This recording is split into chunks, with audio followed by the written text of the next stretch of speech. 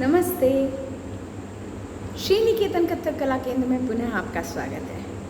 मैं अनुप्रीता जोशी आपके लिए आज एक ऐसे विषय पर बात करने वाली हूँ जो मुझे एक मेरे चाहने वाले ने पूछा कि क्या हम बैठकर कथक कर सकते हैं।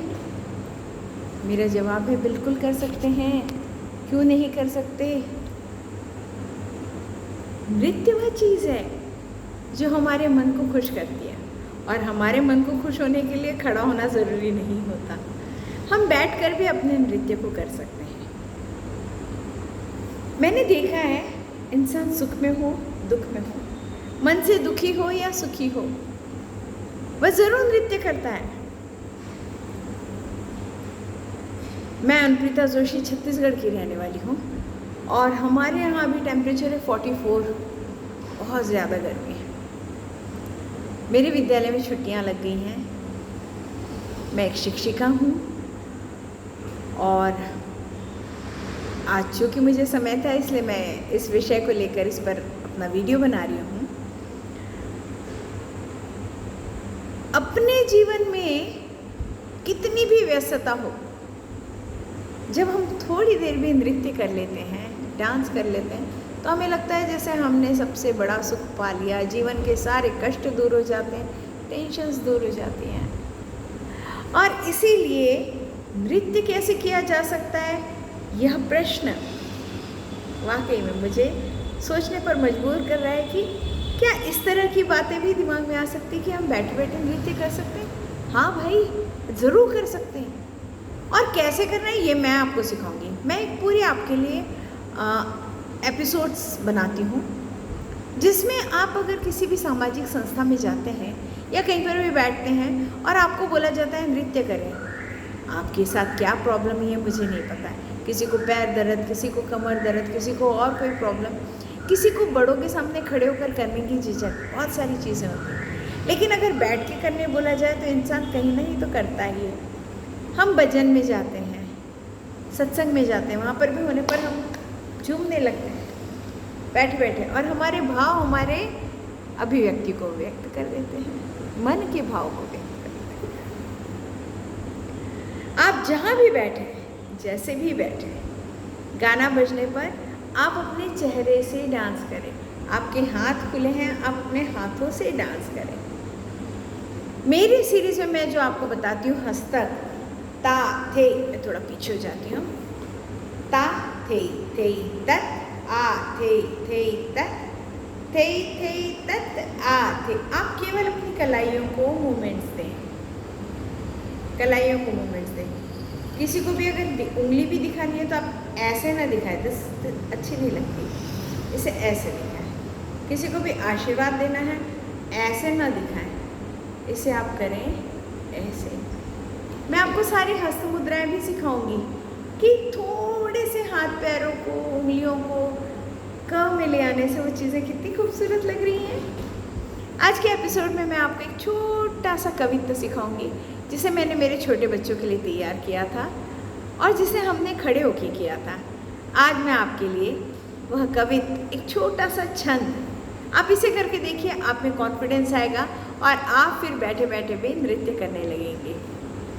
मैं अनुप्रीता जोशी श्री निकेतन कथक कला केंद्र में आपका स्वागत करती हूँ।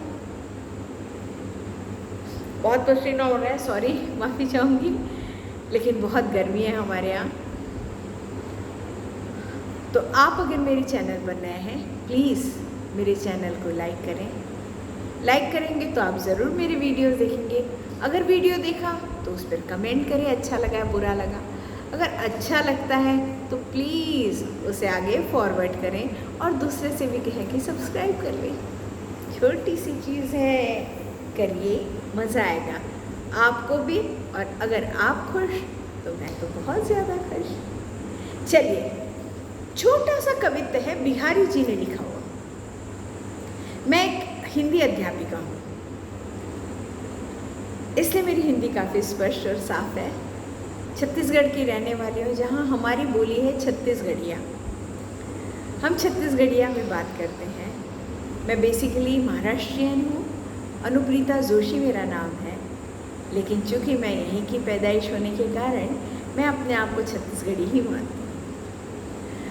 चलिए करते हैं आज का कविता, जिसके बोल है बदरस लालच लाल की मुरली धरी लुकाए, सौह कर मोहन हंसे दे न कहे नटी जाए। मैंने चश्मा उतार लिया, काफ़ी पावर है आंखें छोटी दिख रही होंगी आपको, लेकिन आप मेरे भावों को पकड़े। क्लियर? बदरस लालच ने मीठी मीठी बात। आप अपने राइट हैंड को निकालिए, कैमरा मेरा है ऐसा है इसलिए आपको समझ में नहीं आ रहा होगा। राइट हैंड लेंगे, ऐसे करेंगे, ओठों के पास रखेंगे और धीरे से छोटे बच्चे के सामने करेंगे बदरस लालच लाल की। ये लाल है हमारे छोटे से बाल गोपाल श्री कृष्ण जी। फिर से एक बार करें, बदरस लालच लाल की मुरली। मुरली आपको सीधा, एक हाथ सीधा एक हाथ उल्टा लेना है। यहाँ जाकर ये हाथ उल्टा, ये हाथ सीधा और उंगलियों को ऐसे दबा लीजिए।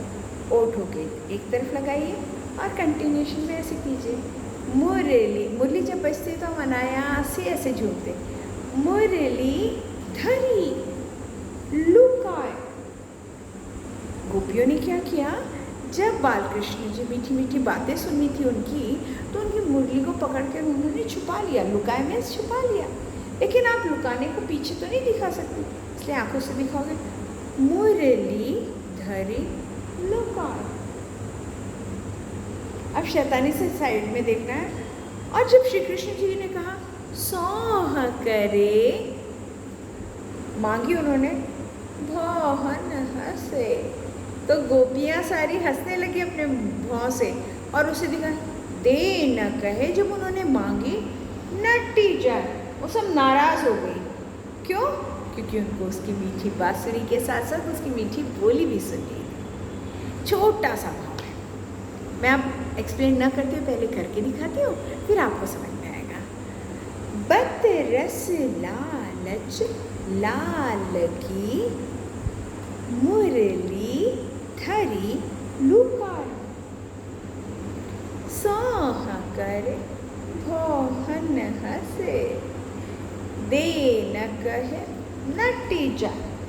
तिगदा थे तिगदा थे तिगदा थे। एक उम्र के बाद ना हमसे खड़े होकर डांस नहीं होता, लेकिन अगर मन पक्का कर लिया जाए तो हम ज़रूर नृत्य कर सकते हैं। आप ऐसे बैठे बैठे छोटे छोटे नृत्य करें, मुझे मालूम है आप धीरे धीरे खड़े होकर भी मेरे साथ नृत्य करने लगेंगे। अगली वीडियो में बताऊंगी मेरी उम्र कितनी है और मैं पिछले कितने सालों से नृत्य कर रही हूँ। एक बार फिर से हम करके देखें इस छोटे से कवित्व को। राइट हैंड से दोनों उंगलियों को पास लेकर बदरस लालच, लेफ्ट हैंड को सामने लाके उस पर लाल की। अब दोनों उंगलियों को, दोनों हाथों को उल्टा पुल्टा करके ओठों के नीचे ला के मुरली धरी लुकाए, सौह करे भौहन हंसे दे न कहे नटी जा। तिगदा थे तिगदा थे तिगदा थे। मैंने इस बार तिगदा थे अलग किया। आप जैसा चाहे, आपको जैसा आसान लगे आप वैसा कर सकते हैं। आशा है आपको मेरी एक छोटी सी यह पहल अच्छी लगी होगी, और अगर अच्छी लगी हो तो प्लीज़ मुझे कमेंट करके ज़रूर बताएं, क्योंकि आपके कमेंट्स मुझे आगे का वीडियो बनाने के लिए प्रोत्साहित करें। Thank you so much.